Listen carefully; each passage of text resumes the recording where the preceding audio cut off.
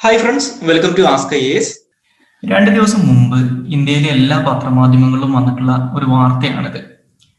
അതായത് ഇന്ത്യയുടെ 48ാമത്തെ സുപ്രീം കോടതിയുടെ ചീഫ് ജസ്റ്റിസ് ഓഫ് ഇന്ത്യ ആയിട്ട് ജസ്റ്റിസ് രമണ സ്ഥാനം ഏറ്റെടുത്തു എന്നുള്ളത്. സോ അപ്പൊ ഈ വാർത്ത നമ്മളെല്ലാവരും കണ്ടിട്ടുണ്ട്. സോ അപ്പൊ ഈ വാർത്ത കാണുന്ന സമയത്ത് UPSC ആസ്പിറൻസ് ആയിട്ടുള്ള നമ്മളൊക്കെ അറിഞ്ഞിരിക്കേണ്ട ചില കാര്യങ്ങളുണ്ട്. അതായത് എങ്ങനെയാണ് സുപ്രീം കോടതിയുടെ ചീഫ് ജസ്റ്റിസ് ആയിട്ട് ഒരാളെ ആരാണ് അപ്പോയിന്റ് ചെയ്യുന്നത്, ഇവർക്കുള്ള ക്വാളിഫിക്കേഷൻസ് എന്തൊക്കെയാണ്, അതേപോലെ തന്നെ ഈ അപ്പോയിന്റ്മെന്റുമായിട്ട് ബന്ധപ്പെട്ടിട്ടുള്ള പ്രധാനപ്പെട്ട വസ്തുതകൾ എന്തൊക്കെയാണെന്നുള്ളത്. ഓക്കെ, സോ അപ്പൊ ഇന്ത്യൻ ഭരണഘടനയുടെ ആർട്ടിക്കിൾ 124 സുപ്രീം കോടതിയുടെ ജഡ്ജിമാരുടെ ക്വാളിഫിക്കേഷൻസിനെ കുറിച്ചും അതേപോലെ തന്നെ അവരുടെ അപ്പോയിന്റ്മെന്റുകളെ കുറിച്ചിട്ടുള്ള കാര്യങ്ങൾ പറയുന്നുണ്ട്. സോ ആർട്ടിക്കിൾ 124 സുപ്രീം കോടതിയിലെ ജഡ്ജായിട്ട് അല്ലെങ്കിൽ ജഡ്ജായിട്ട് അപ്പോയിന്റ് ചെയ്യപ്പെടാൻ ഒരാളുടെ ക്വാളിഫിക്കേഷൻ ആയിട്ട് പറയുന്ന കാര്യങ്ങൾ എന്ന് പറയുന്നത് 2 എണ്ണമാണ്. ഒന്ന്, ഇന്ത്യൻ പൗരനായിരിക്കണം. രണ്ടാമതായിട്ട് പറയുന്നത് 3 കാര്യങ്ങൾ പറയുന്നുണ്ട്. അതിനകത്ത് ഏതെങ്കിലും ഒരു ക്വാളിഫിക്കേഷൻ ഉണ്ടായാൽ മതി. ഒന്നുകിൽ ഇവര് ഏതെങ്കിലും ഒരു ഹൈക്കോടതിയിലോ അല്ലെങ്കിൽ ഒന്നിലധികം ഹൈക്കോടതികളിലോ 5 വർഷമോ അതിൽ കൂടുതലോ ജഡ്ജിമാരായിരുന്നിട്ട് എക്സ്പീരിയൻസ് ഉണ്ടായിരിക്കണം. അതല്ലെങ്കിൽ 10 വർഷമോ അതിൽ കൂടുതലോ ഹൈക്കോടതിയിൽ ഏതെങ്കിലും ഒരു ഹൈക്കോടതിയിലോ അല്ലെങ്കിൽ ഒന്നിലധികം ഹൈക്കോടതികളിലോ അഡ്വക്കേറ്റ് ആയിട്ട് പ്രാക്ടീസ് ചെയ്തിട്ടുള്ള എക്സ്പീരിയൻസ് വേണം. അതുമല്ലെങ്കിൽ ഇന്ത്യൻ പ്രസിഡന്റിന്റെ അഭിപ്രായത്തിൽ ഇവരൊരു ഡിസ്റ്റിംഗ്വിഷ്ഡ് ജൂറിസ്റ്റ് ആയിരിക്കണം. സോ ഈ ക്വാളിഫിക്കേഷൻസ് മീറ്റ് ചെയ്യുന്ന ഒരാളെയാണ് സുപ്രീം കോടതിയിലെ ജഡ്ജായിട്ട് അപ്പോയിന്റ് ചെയ്യാൻ പറ്റും. ഓക്കെ, ഇനി ആരാണ് ഈ അപ്പോയിന്റ്മെന്റ് നടത്തുന്നതെന്ന് വെച്ച് കഴിഞ്ഞാൽ ഇതേ ആർട്ടിക്കിൾ 124 തന്നെ പറയുന്നത് സുപ്രീം കോടതിയിലെ എല്ലാ ജഡ്ജിമാരുടെയും അപ്പോയിന്റ്മെന്റ് നടത്തുന്നത് ഇന്ത്യൻ പ്രസിഡന്റ് ആണെന്നാണ്. സോ അതായത് ചീഫ് ജസ്റ്റിസ് ഉൾപ്പെടെയുള്ള എല്ലാ ആൾക്കാരുടെയും അപ്പോയിന്റ്മെന്റ് നടത്തുന്നത് നമ്മുടെ പ്രസിഡന്റ് ആണ്. ഓക്കെ, സോ ചീഫ് ജസ്റ്റിസിനായിട്ട് അഡീഷണൽ ക്വാളിഫിക്കേഷൻസ് ഒന്നും നമ്മുടെ ഭരണഘടനയിൽ പറയുന്നില്ല. പക്ഷേ ഈ ജഡ്ജിമാരുടെ അപ്പോയിന്റ്മെന്റ് നടത്തുന്ന സമയത്ത് ആർട്ടിക്കിൾ 124 ഒരു ടേം ഉപയോഗിക്കുന്നുണ്ട്. അതായത് പ്രസിഡന്റ് സുപ്രീം കോടതി ജഡ്ജിമാരുടെ അപ്പോയിന്റ്മെന്റ് നടത്തുന്ന സമയത്ത് എന്ത് ചെയ്യണം, പ്രസിഡന്റ് കുറച്ച് ജഡ്ജിമാരായിട്ടൊന്ന് കൺസൾട്ട് ചെയ്യണം. അതായത് കൺസൾട്ടേഷൻ എന്ന് പറഞ്ഞ ടേം ഓട് ഉപയോഗിക്കുന്നുണ്ട്. അത് സുപ്രീം കോടതിയിലെ ജഡ്ജിമാരെ അപ്പോയിന്റ് ചെയ്യുന്ന സമയത്ത് സുപ്രീം കോടതിയിലെ ജഡ്ജിമാരുമായിട്ടും അതേപോലെ തന്നെ ഹൈക്കോടതികളിലെ ജഡ്ജിമാരുമായിട്ടും എന്ത് ചെയ്യണം, പ്രസിഡന്റ് കൺസൾട്ട് ചെയ്യണം എന്ന് പറയുന്നത്. ഓക്കെ, സോ ഈ കൺസൾട്ടേഷൻ എന്ന് പറയുന്ന ഈ ഒരു ടേം പിൽക്കാലത്ത് ജഡ്ജിമാരുടെ അപ്പോയിന്റ്മെന്റുമായിട്ട് ബന്ധപ്പെട്ട് ഒരുപാട് കോൺട്രവേഴ്ഷ്യൽ ആയിട്ടുള്ള അല്ലെങ്കിൽ ഒരുപാട് ചർച്ച ചെയ്യപ്പെട്ടിട്ടുള്ള ഒരു ടേമാണ്. അതെങ്ങനെയാണ് വരുന്നതെന്ന് വെച്ച് കഴിഞ്ഞാല് നമ്മുടെ ഇന്ത്യയിൽ 1950 നമ്മുടെ സുപ്രീം കോടതി നിലവിൽ വന്ന സമയം മുതൽ പിന്നീട് ആദ്യത്തെ ഒരു 20 വർഷത്തോളം സുപ്രീം കോടതിയിൽ ചീഫ് ജസ്റ്റിസുമാരായിട്ട് അപ്പോയിന്റ് ചെയ്യപ്പെടുന്ന ആൾക്കാരെന്ന് പറയുന്നത് സുപ്രീം കോടതിയിലെ സീനിയർ മോസ്റ്റ് ജഡ്ജ് ആരാണോ അവരെയാണ് ചീഫ് ജസ്റ്റിസ് ആയിട്ട് അപ്പോയിന്റ് ചെയ്തുകൊണ്ടിരുന്നത്. പക്ഷേ 1973 ഈ ഒരു കൺവെൻഷൻ അല്ലെങ്കിൽ ഈ ഒരു ട്രഡീഷൻ, ഇത് ഒരിക്കലും നമ്മുടെ ഭരണഘടനയിൽ ഒരിടത്തും പറയുന്നില്ല സീനിയർ മോസ്റ്റ് ആയിട്ടുള്ള ആളെ മാത്രമേ ചീഫ് ജസ്റ്റിസ് ആയിട്ട് അപ്പോയിന്റ് ചെയ്യാൻ പറ്റുമെന്ന് ഒരിടത്തും പറയുന്നില്ല. പക്ഷെ നോർമലി അങ്ങനെയായിരുന്നു സംഭവിച്ചുകൊണ്ടിരുന്നത്. പക്ഷെ 1973 ഇതിനകത്തൊരു മാറ്റം വന്നു. 1973 എന്ത് പറ്റിയെന്ന് വെച്ച് കഴിഞ്ഞാൽ അന്നത്തെ പ്രസിഡന്റ് 3 ജഡ്ജിമാരുടെ, അതായത് JM Shelat, KS Hegde, AN Grover, ഈ 3 ജഡ്ജിമാരുടെയും സീനിയോറിറ്റിനെ മറികടന്നുണ്ട്. ഇവരെക്കാട്ടിലൊക്കെ ജൂനിയർ ആയിട്ടുള്ള AN റായ് എന്ന് പറയുന്ന ഒരാളെ സുപ്രീം കോടതി ചീഫ് ജസ്റ്റിസ് ആയിട്ട് അപ്പോയിന്റ് ചെയ്തു. സോ ഇത് അപ്പോയിന്റ് ചെയ്തതിനകത്ത് ഏറ്റവും അധികം കോൺട്രവേഴ്ഷ്യൽ ആയ ഒരു സംഭവം എന്തായിരുന്നു എന്ന് വെച്ച് കഴിഞ്ഞാല് ഈ 3 ജഡ്ജിമാരും, അതായത് JM ഷെലാത്ത്, അതേപോലെ തന്നെ KS ഹെഗ്ഡെ, AN ഗ്രോവർ, ഇവര് 3 പേരും 1967 സുപ്രീം കോടതിയുടെ ഒരു സുപ്രധാനമായിട്ടുള്ള വിധിയുണ്ട്, Gorakhnath versus state of Punjab എന്ന് പറയുന്ന കേസിൽ. ആ കേസിന്റെ വിധിയിൽ സെൻട്രൽ ഗവൺമെന്റിന് അഗെയിൻസ്റ്റ് ആയിട്ട് വിധി പ്രസ്താവിച്ചിട്ടുള്ള ജഡ്ജിമാരായിരുന്നു ഇവർ 3 പേരും. സോ അപ്പൊ ഈ ഇങ്ങനെ ഗവൺമെന്റിന് അഗെയിൻസ്റ്റ് ആയിട്ട് ഒരു വിധി പറഞ്ഞതിനോടുള്ള റിട്ടാലിയേഷൻ ആണെന്നുള്ള രീതിയിൽ അന്നത് വ്യാഖ്യാനിക്കപ്പെടുകയും വളരെയധികം ക്രിട്ടിസൈസ് ചെയ്യപ്പെടുകയും ചെയ്തിട്ടുണ്ടായിരുന്നു. അതേപോലെ തന്നെ ഈ 3 ജഡ്ജിമാരും അന്ന് സുപ്രീം കോടതിയിൽ നിന്ന് രാജിവെച്ചു പോവുകയൊക്കെ ചെയ്യുന്നുണ്ട്. പിന്നീട് 1977 ഇത് വീണ്ടും ആവർത്തിച്ചു. അതായത് 1977 അന്ന് സുപ്രീം കോടതിയിലെ സീനിയർ മോസ്റ്റ് ജഡ്ജായിരുന്ന HR ഖന്ന, അദ്ദേഹം ആ സ്ഥാനത്ത് ഇരിക്കെ തന്നെ അദ്ദേഹത്തിന് ചീഫ് ജസ്റ്റിസ് ആയിട്ട് അപ്പോയിന്റ് ചെയ്യാതെ അദ്ദേഹത്തിന്റെ ജൂനിയർ ആയിരുന്ന MH ബെഗ് അല്ലെങ്കിൽ മിർസ ഹബീബുള്ള ബെഗ് എന്ന് പറയുന്ന ജഡ്ജിനെ പിടിച്ചുകൊണ്ടെത്തിയത് പ്രസിഡന്റ് സുപ്രീം കോടതി ചീഫ് ജസ്റ്റിസ് ആയിട്ട് അപ്പോയിന്റ് ചെയ്തു. സോ ഈ HR ഖന്ന അദ്ദേഹത്തിന് എന്തുകൊണ്ടാണ് ചീഫ് ജസ്റ്റിസ് സ്ഥാനം കിട്ടാതിരുന്നതെന്ന് വെച്ച് കഴിഞ്ഞാൽ അതിനുള്ള പ്രധാനപ്പെട്ട കാരണമായിട്ട് ആളുകൾ പറയുന്നതെന്ന് വെച്ച് കഴിഞ്ഞാൽ ഒന്ന് 1973 കേശവാനന്ദ ഭാരതി കേസിലും പിന്നീട് 1976 ADM ജബൽപൂർ കേസിലും സെൻട്രൽ ഗവൺമെന്റിന് എഗെയിൻസ്റ്റ് ആയിട്ട് വിധി പറഞ്ഞു എന്നുള്ളതായിരുന്നു. സോ ഇത് നമ്മുടെ ജുഡീഷ്യറിയുടെ ഒക്കെ ഇൻഡിപെൻഡൻസിനെ വളരെയധികം നെഗറ്റീവ്ലി അഫക്ട് ചെയ്യുന്ന ഒരു കാര്യമായിട്ടാണ് വ്യാഖ്യാനിക്കപ്പെട്ടിട്ടുണ്ടായിരുന്നു. അതായത് സെൻട്രൽ ഗവൺമെന്റിന് എഗെയിൻസ്റ്റ് ആയിട്ട് വിധി പറഞ്ഞു കഴിഞ്ഞാൽ ഇവർക്ക് ന്യായമായിട്ടും കിട്ടേണ്ട സ്ഥാനങ്ങൾ പോലും കിട്ടില്ല, സുപ്രീം കോടതി ജഡ്ജിമാർക്ക് കിട്ടില്ല എന്നൊരു പ്രശ്നമൊക്കെ ഒന്ന് ഉയർന്നു വന്നിട്ടുണ്ടായിരുന്നു. പക്ഷെ പിന്നീട് 77 ഈ ഒരു ഇൻസിഡന്റ് വന്നതിന് ശേഷം പിന്നീട് ഇന്ത്യയിൽ ഇങ്ങനെ ഒരു പ്രശ്നം ഉണ്ടായിട്ടില്ല. പിന്നീട് എല്ലാ കാലത്തും സീനിയർ മോസ്റ്റ് ആയിട്ടുള്ള ജഡ്ജിനെ തന്നെയായിരുന്നു ചീഫ് ജസ്റ്റിസ് ആയിട്ട് അപ്പോയിന്റ് ചെയ്തുകൊണ്ടിരുന്നത്.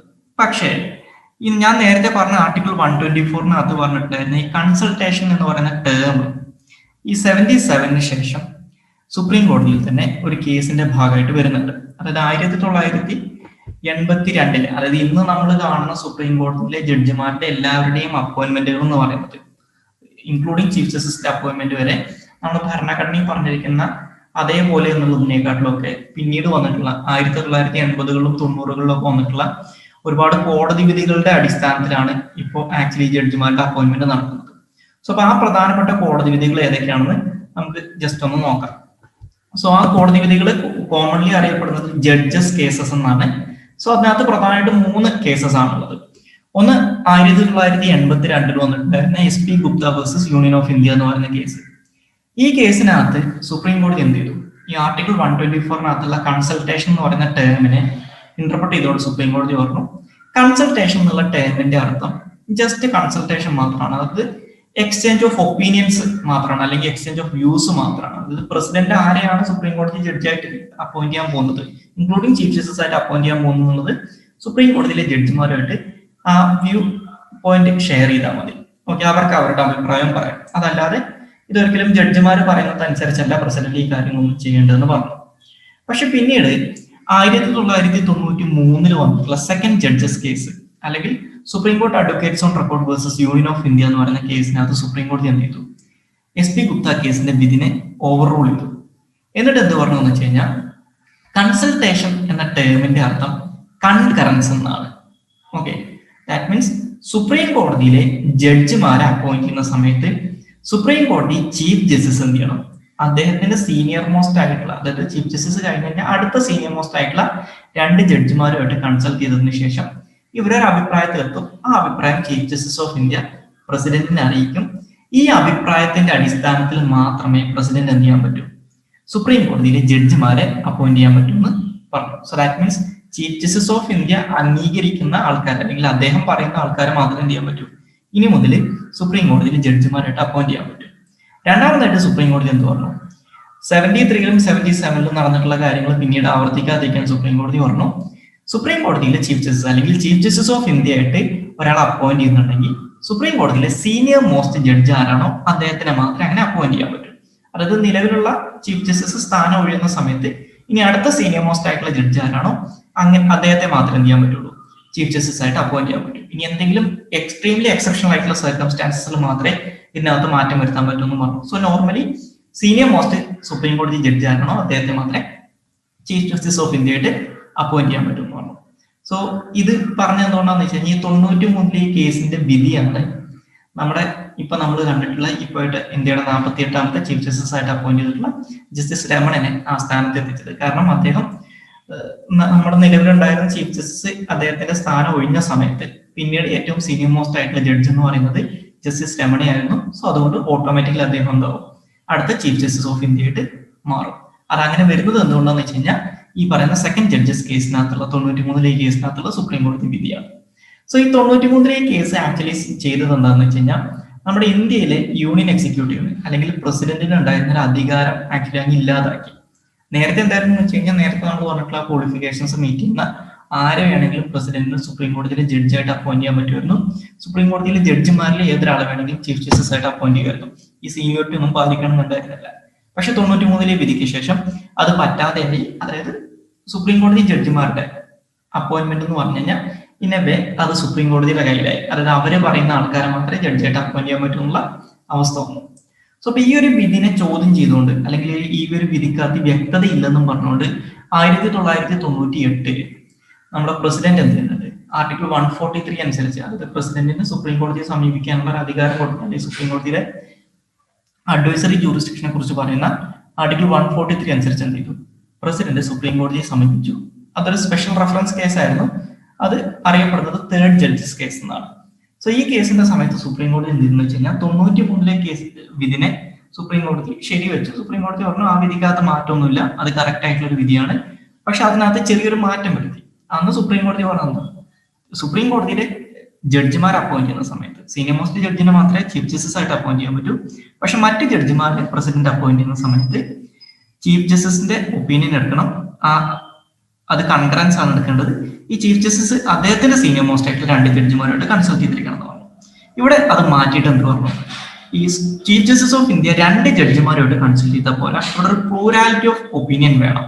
ഓക്കെ, അല്ലെങ്കിൽ consultation of plurality of judges വേണം. അതിന് വേണ്ടിയിട്ട് എന്ത് ചെയ്യണം? ചീഫ് ജസ്റ്റിസ് ഓഫ് ഇന്ത്യ അദ്ദേഹത്തിന്റെ അഭിപ്രായം പ്രസിഡന്റിനെ അറിയിക്കുന്നതിന് മുമ്പായിട്ട് അദ്ദേഹത്തിന്റെ സീനിയർ മോസ്റ്റ് ആയിട്ടുള്ള സുപ്രീം കോടതിയിലെ ചീഫ് ജസ്റ്റിസ് കഴിഞ്ഞാൽ പിന്നെ അടുത്ത സീനിയർ മോസ്റ്റ് ആയിട്ടുള്ള 4 ജഡ്ജിമാരെ ഉൾക്കൊള്ളിച്ചുകൊണ്ട് ഒരു കൊളീജിയം ക്രിയേറ്റ് ചെയ്തിട്ട് ആ കൊളീജിയത്തിന്റെ അഭിപ്രായം വേണം പ്രസിഡന്റിനെ അറിയിക്കാൻ. സോ ദാറ്റ് മീൻസ് നമ്മുടെ ചീഫ് ജസ്റ്റിസ് ഓഫ് ഇന്ത്യയും അതേപോലെ തന്നെ അദ്ദേഹത്തിന്റെ സീനിയർ മോസ്റ്റ് ആയിട്ടുള്ള 4 ജഡ്ജിമാരുള്ള ഒരു കൊളീജിയം ഉണ്ടാവും. ആ കൊളീജിയത്തിന്റെ തീരുമാനമാണ് പ്രസിഡന്റിനെ അറിയിക്കുക. പ്രസിഡന്റ് ആ തീരുമാനം അനുസരിച്ച് വേണം കാര്യങ്ങൾ ചെയ്യാൻ. സോ ഇപ്പൊ നടക്കുന്ന എങ്ങനെയാന്ന് വെച്ച് കഴിഞ്ഞാൽ ഈ സുപ്രീം കോടതിയുടെ കൊളീജിയം എന്ത് ചെയ്യും? ആരെയൊക്കെയാണ് സുപ്രീം കോടതി ജഡ്ജിമാരായിട്ട് അപ്പോയിന്റ് ചെയ്തതെന്നുള്ള കാര്യം ഇവര് തീരുമാനിച്ചിട്ട് പ്രസിഡന്റിന് ഇക്കാര്യം അറിയിക്കും. പ്രസിഡന്റ് ആ തീരുമാനം നടപ്പിലാക്കുക മാത്രമാണ് ചെയ്യാറുള്ളത്. സോ നമ്മുടെ ഇന്ത്യയിലെ സുപ്രീം കോടതിയിലെ ജഡ്ജിമാരുടെ അപ്പോയിന്റ്മെന്റ് എന്ന് പറഞ്ഞു കഴിഞ്ഞാൽ ഇപ്പൊ പ്രാക്ടിക്കലി അത് സുപ്രീം കോടതിയുടെ കയ്യിൽ തന്നെയാണെന്ന് അർത്ഥം. പ്രസിഡന്റ് ആ അപ്പോയിന്റ്മെന്റ് നടത്തുന്നുണ്ടെങ്കിലും. പക്ഷെ ഈ ഒരു കൊളീജിയം സിസ്റ്റത്തിനുള്ള ഏറ്റവും വലിയൊരു പ്രശ്നം എന്തായിരുന്നു എന്ന് വെച്ച് കഴിഞ്ഞാൽ ഇതിനകത്ത് വലിയ രീതിയിലുള്ള ഒരു ട്രാൻസ്പെറൻസി ഇല്ലായ്മ ഉണ്ട് എന്നുള്ള ഒരു ക്രിറ്റിസിസം ഉണ്ടായിരുന്നു. അതായത് ഈ കൊളീജിയത്തിനകത്ത് നടക്കുന്ന കാര്യങ്ങളൊന്നും പുറത്തുള്ള ആൾക്കാർക്ക് അറിയാൻ പറ്റില്ല എന്നൊരു ക്രിറ്റിസിസം പലപ്പോഴും ജുഡീഷ്യറിയുടെ ഭാഗമായിട്ടുള്ള ആൾക്കാരുടെ ഭാഗത്തു പോലും ഉണ്ടായിട്ടുണ്ടായിരുന്നു. സോ അപ്പൊ ഈ ഒരു ക്രിറ്റിസിസം വന്ന സമയത്ത് ഇതിനെ മാറ്റാൻ വേണ്ടിയിട്ടും അതേപോലെ തന്നെ ഈ ഹയർ ജുഡീഷ്യറിയിലെ സുപ്രീം കോടതിയിലൊക്കെ ജഡ്ജിമാരുടെ അപ്പോയിന്റ്മെന്റിനകത്ത് ഒരു ട്രാൻസ്പെറൻസി കൊണ്ടുവരാനും വേണ്ടിയിട്ട് Indian parliament 2014 99th constitutional amendment act പാസ്സാക്കി. അതിലൂടെ ഈ ആർട്ടിക്കിൾ 124 അമെൻഡ് ചെയ്യുകയും അതേപോലെ തന്നെ 124A-യും 124B എന്നും പറഞ്ഞിട്ട് പുതിയ 2 ആർട്ടിക്കിൾസ് ഒക്കെ ഭരണഘടനയിൽ ആഡ് ചെയ്തിട്ടുണ്ട്. സോ അതിന്റെ ഭാഗമായിട്ട് ഇവര് NJAC എന്ന് പറയുന്ന പുതിയൊരു കോൺസ്റ്റിറ്റ്യൂഷണൽ ബോഡിനെ എസ്റ്റാബ്ലിഷ് ചെയ്യാൻ ശ്രമിച്ചു. അതായത് national judicial appointment commission. So ഈ നാഷണൽ ജുഡീഷ്യൽ അപ്പോയിന്റ്മെന്റ് കമ്മീഷൻ എന്ന് പറഞ്ഞു കഴിഞ്ഞാൽ കൊളീജിയത്തിന് പകരം റീപ്ലേസ്മെന്റ് ആയിട്ട് വരാനിരുന്ന ഒരു ബോഡിയാണിത്. അതായത് കൊളീജിയം മാറിയിട്ട് പകരം എന്ത് ചെയ്യും? NJAC നിലവിൽ വരും. NJAC എന്ന് പറഞ്ഞു കഴിഞ്ഞാൽ അതൊരു മൾട്ടി മെമ്പർ ബോഡിയാണ്. അതിനകത്ത് ചീഫ് ജസ്റ്റിസ് ഓഫ് ഇന്ത്യ ആണ് അതിന്റെ എക്സ് ഒഫീഷ്യൽ ചെയർമാന്.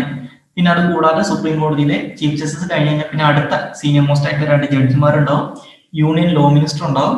അതേപോലെ തന്നെ 2 എമിനന്റ് പേഴ്സൺസ് ഉണ്ടാവും. ഈ 2 എമിനന്റ് പേഴ്സൺസ് എന്ന് പറഞ്ഞു കഴിഞ്ഞാൽ ചീഫ് ജസ്റ്റിസ് ഓഫ് ഇന്ത്യയും അതേപോലെ തന്നെ പ്രൈം മിനിസ്റ്ററും ലോക്സഭയിലെ ലീഡർ ഓഫ് ഒപ്പോസിഷനും ഉൾപ്പെടുന്ന ഒരു സമിതി, ഒരു സെലക്ഷൻ കമ്മിറ്റി തീരുമാനിക്കുന്ന 2 പേരാണ് ഈ എമിനന്റ് പേഴ്സൺസ് എന്ന് പറയുന്നത്.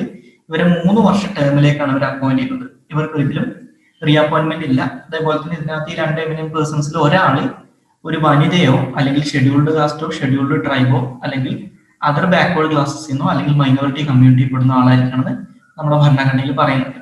6 പേര് ഉൾപ്പെടുന്ന ഒരു ബോഡിയായിരുന്നു ഈ പറയുന്ന പ്രപ്പോസ്ഡ് NJAC എന്ന് പറയുന്നത്.